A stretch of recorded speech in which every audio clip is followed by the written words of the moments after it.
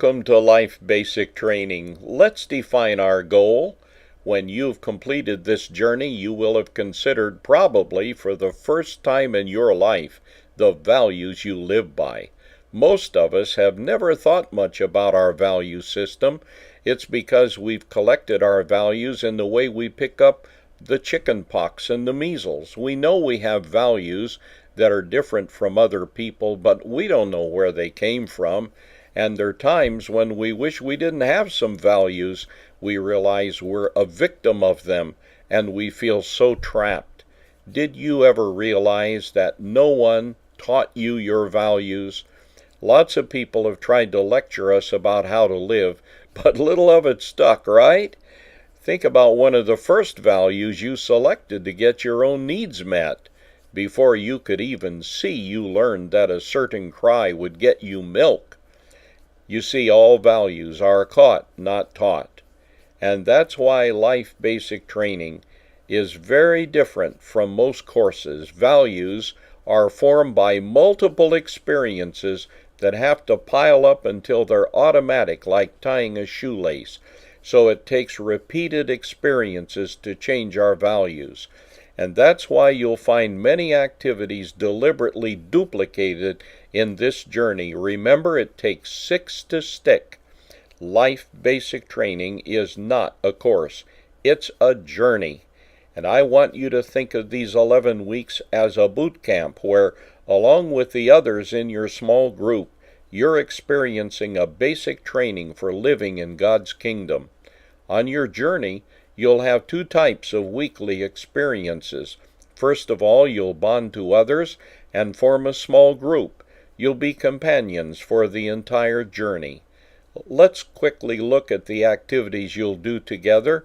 Read what is on the screen, and then we'll look at each part separately.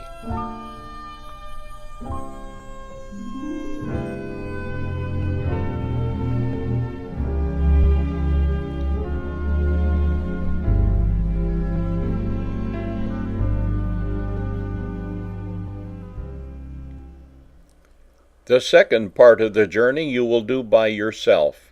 Each day you will spend just a few minutes in a daily growth guide. You'll also observe the values lived by others you're involved with.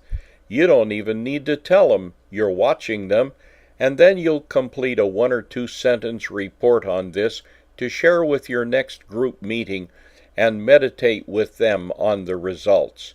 And I want to let you in on what will happen when you come to weeks 5, 6, and 7. At that stage in the journey, you'll be asked to decide if you want to drop some of your old values and begin a new lifestyle. Don't be like the rich young ruler who lost his future because he wanted to hang on to his past. By then your small group will be bonded, and you'll feel free to share your heart about this. Here's a DQ for these weeks of the journey. Don't quit. Those who do so usually drift along for years more without finding the true values for life. Now let's look at the journey milestone by milestone. You'll be formed into groups of 5 persons. You'll remain together for the 11 weeks of the journey. Try not to miss so the group will always be complete. And at the start of each session, you'll greet each other by joining hands and sharing aloud Philippians 2:4. Look not only to your own interest, but also to the interests of others. And then in preparation for viewing the presentation, you'll be asked to spend about 2 minutes or less reacting quickly to a series of questions, preparing your mind for what you'll hear. Don't ponder the statements. You alone see the boxes checked, but remember, don't think it, ink it. Next, look at the outline of the presentation in your workbook. Each one in the group should volunteer to listen to one part and prepare a 30-second summary of that area. This will stimulate all the group to really concentrate on what's being presented. And then you'll use this page to follow along as the presentation is provided, thinking about the part of the presentation that you will summarize. Next, use this page to discuss the topics that follow the presentation.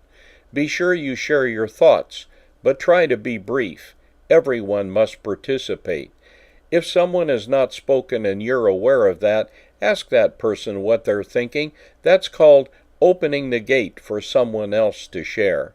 Of course, anything that is shared must be kept in confidence between group members. Keep comments sacred. Next, let's look at page 7 together. Read this page carefully. It gives you a practical assignment to do between your group meetings.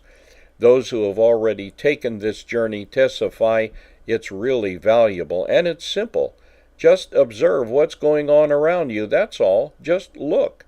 There's no need to mention any names of the people you are observing. See this example from page 8? Your observations are made anonymously. The value of sharing these insights with the group will be very clear to you after your next session.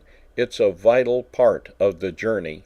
Take time right now to read the full text on page 7. Begin now.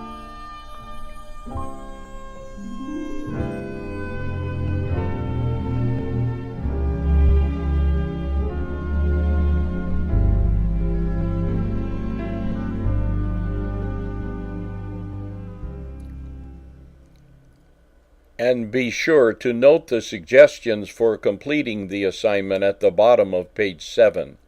To repeat, fill out just a few words comments to be written on page 8 and do it before you come to each small group session.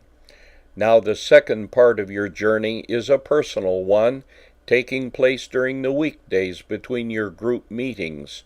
It's important you set a habit for doing only one daily growth guide at a time. Why?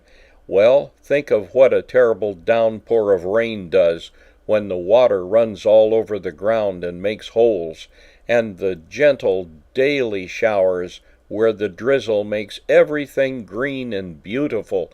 Your daily growth guides will do that for you, and as you meditate on them for 24 hours each time, they'll help to shape new values in your life. And remember, don't think it, ink it. You retain 50 times more by doing that, so don't be a lazy bird. And don't forget to have the group read the thought for the week at the end of the group session. After that, close by joining hands and praying a blessing over the person to your right. Well, that's it. Welcome to your journey through Life Basic Training.